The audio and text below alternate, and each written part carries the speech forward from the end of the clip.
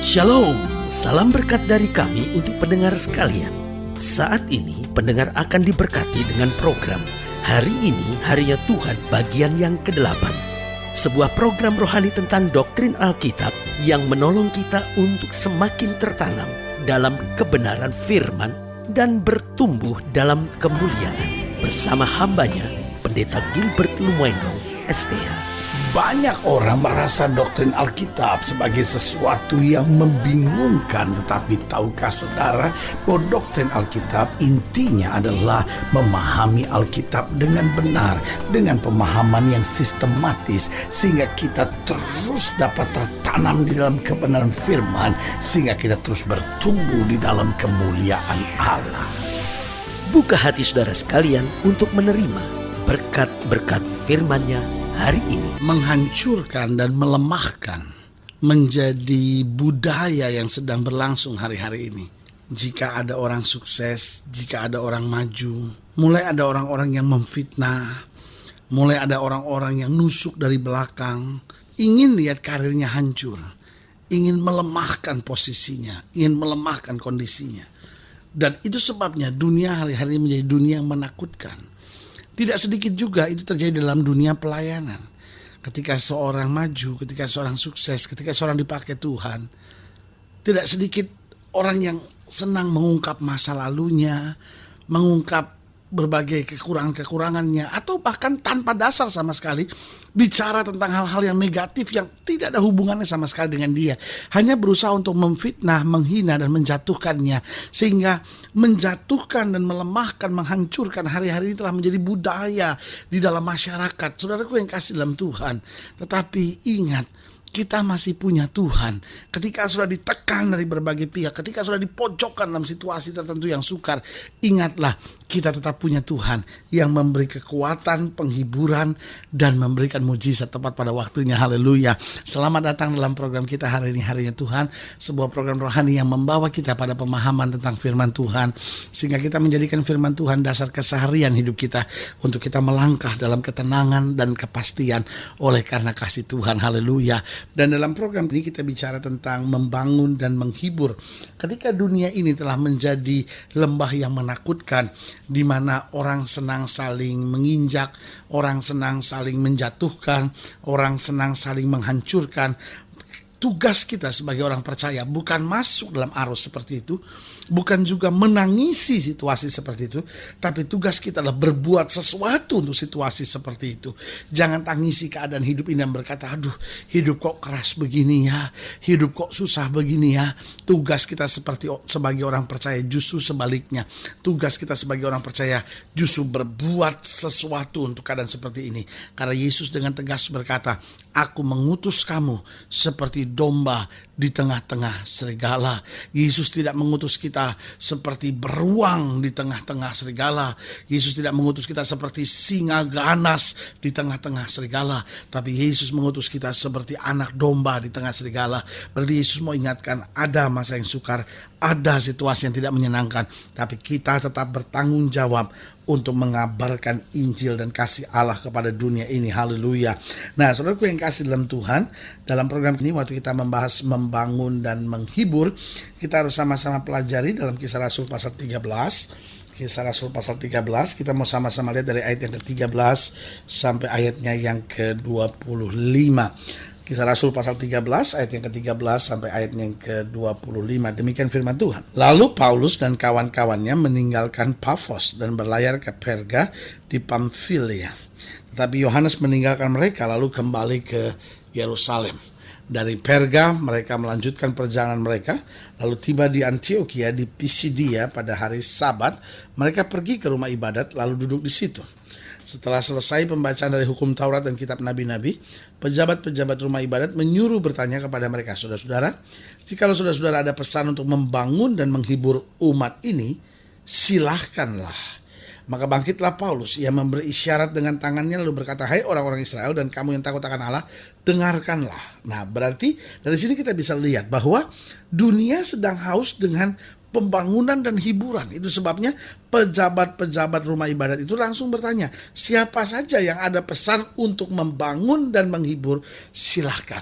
Berarti dunia ini sedang rindu, suami saudara sedang rindu kata-kata yang membangun dan kata-kata yang menghiburkan. Istri saudara sedang rindu kata-kata yang membangun dan kata-kata yang menghiburkan. Anak-anakmu sedang rindu kata-kata yang membangun dan menghiburkan. Tapi dunia ini sedang penuh dengan kata-kata yang menghancurkan dan menyakitkan. Itu sebabnya dunia ini semakin penuh dengan kedendaman dan kebencian. Itu sebabnya Paulus bangkit dan berkata, "Hai orang-orang Israel dan kamu yang takut akan Allah, dengarkanlah. Allah umat Israel telah memilih nenek moyang kita dan membuat umat itu menjadi besar. Ketika mereka tinggal di Mesir sebagai orang asing dengan tangan yang luhur, ia telah memimpin mereka keluar dari negeri itu. 40 tahun lamanya ia sabar terhadap tingkah laku mereka di padang gurun. Dan setelah membinasakan 7 bangsa di tanah Kanaan, ia membagi-bagikan tanah itu kepada mereka untuk menjadi warisan mereka selama kira-kira 450 tahun. Sesudah itu ia memberikan kepada hakim-hakim sampai pada zaman Nabi Samuel. Kemudian mereka meminta seorang raja dan Allah memberikan kepada mereka Saul bin Kisi dari suku Benyamin 40 tahun lamanya. Setelah Saul disingkirkan, Allah mengangkat Daud menjadi raja mereka. Tentang Daud, Allah telah menyatakan, "Aku telah mendapat Daud bin Isai, seorang yang berkenan di hatiku dan yang melakukan segala kehendakku." Dan dari keturunannya lah sesuai dengan yang dijanjikannya, Allah telah membangkitkan juru selamat bagi orang Israel, yaitu Yesus. Menjelang kedatangannya, Yohanes telah menyerukan kepada seluruh bangsa Israel supaya mereka bertobat dan memberi diri dibaptis. Dan ketika Yohanes hampir selesai menunaikan tugasnya, ia berkata, "Aku bukanlah dia yang kamu sangka, tetapi akan datang kemudian daripadaku. Membuka kasut dari kakinya pun aku tidak layak." Nah, saudaraku yang kasih dalam Tuhan, di sini menarik perhatian saya ketika mereka bertanya, siapa yang punya kata-kata yang untuk membangun dan menghibur? Karena memang dunia sedang membutuhkan kebangunan dan kehiburan ini. Nah, bagaimana Paulus membangun jemaat pada saat itu? Dia ingatkan beberapa hal penting di sini. Yang pertama di ayat ke-17 dikatakan, "Dengarlah, Allah umat Israel ini telah memilih nenek moyang kita." Berarti yang pertama yang membangun dan penghiburan buat kita di tengah masalah apapun, ingat bahwa kita telah dipilih oleh Allah. Saudaraku yang kasih dalam Tuhan, mungkin saudara mendengar program ini dan berkata, bagaimana saya bisa membangun orang lain, bagaimana saya bisa menghibur orang lain, sementara saya sendiri sedang dalam masalah. Ingat, sebelum kita bisa membangun dan menghibur orang lain, maka kita sendiri harus membangun dan menghibur diri kita sendiri. Lewat apa? Yang pertama, sadar bahwa kita telah dipilih Tuhan. Betul engkau ada tantangan, betul engkau ada masalah, tapi sebagai orang pilihan Allah, Allah akan bertanggung jawab. Alkitab berkata, Allah yang telah memilih engkau adalah Allah yang bertanggung jawab. Dia adalah Alfa dan dia Omega. Dia yang memulai sesuatu yang baik dalam hidupmu. Dia juga akan menyelesaikan sampai pada akhirnya. Berarti yang dapat membangun dan menghibur kita di tengah masalah apapun dalam hidup kita. Yang pertama, ingatlah bahwa kita adalah orang-orang pilihan Tuhan. Pertanyaan yang sederhana, apakah orang-orang pilihan Tuhan akan menghadapi masa-masa yang sukar? Akan, tetapi di balik masa-masa yang sukar selalu ada mahkota kemenangan yang luar biasa. Haleluya. Pertanyaannya, apakah sebagai orang pilihan Tuhan kita akan menghadapi kegagalan? Bisa saja kita menghadapi situasi-situasi yang kelihatannya sebagai kegagalan, tapi ingatlah Allah turut bekerja sama untuk mendatangkan kebaikan bagi setiap orang yang mengasihi Dia. Berarti ingat, yang membangun dan menghibur kita bahwa kita telah dipilih oleh Allah. Yang kedua, lihat ayat yang ke-17 masih dikatakan pada bagian terakhir, dikatakan dengan tangan yang luhur ia telah memimpin mereka keluar dari negeri itu. Dengar baik, berarti yang kedua yang membangun menghibur kita bahwa kita dipimpin oleh Allah. Kita dipimpin oleh Allah. Oh, saudaraku yang kasih dalam Tuhan, dengan tegas Paulus berkata, jika Allah di pihak kita, siapa yang dapat melawan kita? Kalau Allah pimpinan kita, siapa setan sampai mau ganggu kita? Ketika dia coba ganggu, pimpinan kita akan menyelesaikannya buat kita. Jadi ingat, apa yang dapat membangun dan menghibur kita, bahwa kita telah dipilih. Yang kedua, bahwa kita telah dipimpin oleh Allah. Dan yang ketiga, lihat ayat yang ke-19. Di ayat yang ke-19 dikatakan, dan setelah membinasakan 7 bangsa di tanah Kanaan, ia membagi-bagikan tanah itu kepada mereka untuk menjadi warisan mereka. Yang ketiga apa? Bahwa kita menerima pembagian dari Tuhan. Kita menerima warisan. Kita menerima hak kita. Ketika dunia mau merampas hakmu, sehingga seorang istri berkata, aduh, saya gak mendapat kasih dari suami saya. Suami-suami berkata, saya gak mendapat perhatian dari istri saya. Orang tua berkata, kenapa anak saya begitu? Anak-anak berkata, kenapa orang tua saya begitu? Tetapi dengar, hak kita terjamin pada Allah. Allah memberikan segala sesuatu yang cukup buat kita. Segala pembagiannya tepat tempat Dia sediakan buat kita, berarti jelas kita dapat membangun, kita dapat menghibur diri kita lewat apa? Lewat kesadaran bahwa kita telah dipilih, lewat kesadaran bahwa kita dipimpin oleh Allah. Yang ketiga, bahwa kita menerima pembagian, menerima yang terbaik yang Tuhan sediakan buat kita.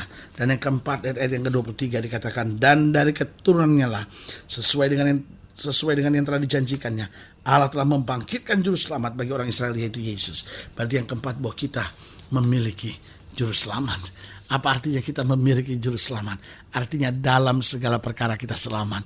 Kita selamat dalam perjalanan iman kita sampai menuju sorga. Kita selamat di tengah bahaya, di tengah muka bumi ini. Kita selamat meskipun orang memfitnah kita. Karena itu, jangan membalas yang jahat dengan yang jahat. Karena kita menyadari bahwa kita punya juru selamat. Kalau kita menyadari bahwa kita bisa membangun dan menghibur diri kita, berarti sebagai hamba Allah, saya mau ingatkan kembali, tugas kita adalah membangun dan menghibur orang di sekitar kita. Sudah terlampau lama dunia ini sedang menangis. Sudah terlampau lama dunia ini dikendalikan oleh stres, emosi, kebencian, amarah, kedendaman. Tapi ini saatnya orang percaya dimanapun kita berada, kita memberikan kata-kata yang membangun, kita memberikan kata-kata yang menghibur, kita memberikan kata-kata semangat. Karena kita sendiri telah dibangun dan dihibur oleh Tuhan dengan kesadaran bahwa kita dipilih, kita dipimpin, kita menerima pembagian berkat, dan kita memiliki juru selamat yang tidak pernah akan mengecewakan kita. Haleluya. Kalau Bapak Ibu Saudara sekalian, pendengar sekalian, ingin dilayani lebih jauh, hubungi kami melalui telepon, hubungi kami melalui surat, kunjungi website kami. Karena kami ada untuk membawa Bapak Ibu Saudara senantiasa lebih dekat pada Tuhan, mengalami kasih, kuasa, mujizat yang luar biasa. Haleluya. Melalui program ini juga secara khusus kami mau berdoa untuk setiap saudara sekalian. Saudara-saudara yang mau didoakan secara khusus boleh taruh tangan kanan saudara di dada. Dan saya mau berdoa buat setiap saudara sekalian. Bapak, hamba doa buat yang sakit, hamba doa buat yang berbeban berat. Hamba percaya bagi Yesus tidak ada perkara yang mustahil. Hamba berdoa di dalam nama Yesus, Tuhan jamah, Tuhan bangkitkan iman mereka, bawa mereka pada pengalaman mujizat, sehingga kemenangan itu menjadi bagian keseharian dalam hidup kami. Di dalam nama Yesus kami berdoa. Bapak, hamba juga doa buat mereka yang sedang down, sedang nggak punya kepastian, mereka yang selama ini mungkin nggak pernah membangun dan menghibur orang lain, suami-suami yang hanya mengkritik istrinya, istri-istri yang selalu hanya melihat kesalahan suaminya. Bapak, hamba berdoa di dalam nama Yesus, sehingga sikap kami boleh senantiasa membangun, menghibur, dan memberi kekuatan buat orang lain. Di dalam nama Yesus kami berdoa. Haleluya. Amin. Saudaraku yang kasih dalam Tuhan, kita sudah berdoa. Ingat, Allah tidak pernah lalai menepati janjinya. Daud berkata, dulu aku muda, sekarang aku telah menjadi tua. Tidak pernah aku lihat anak cucu orang benar meminta-minta roti. Berarti Allah Tuhan yang bertanggung jawab buat kita. Biarlah kita beriman, bersemangat, bersukacita, bersorak-sorai menghadapi segala perkara. Karena kita tahu gunung batu keselamatan kita adalah Yesus Kristus Tuhan, yang senantiasa memberi rasa aman buat hidup kita. Sampai berjumpa pada program berikut. Doa saya menyertai saudara, dan jangan lupa jadikan hari ini harinya Tuhan. Haleluya.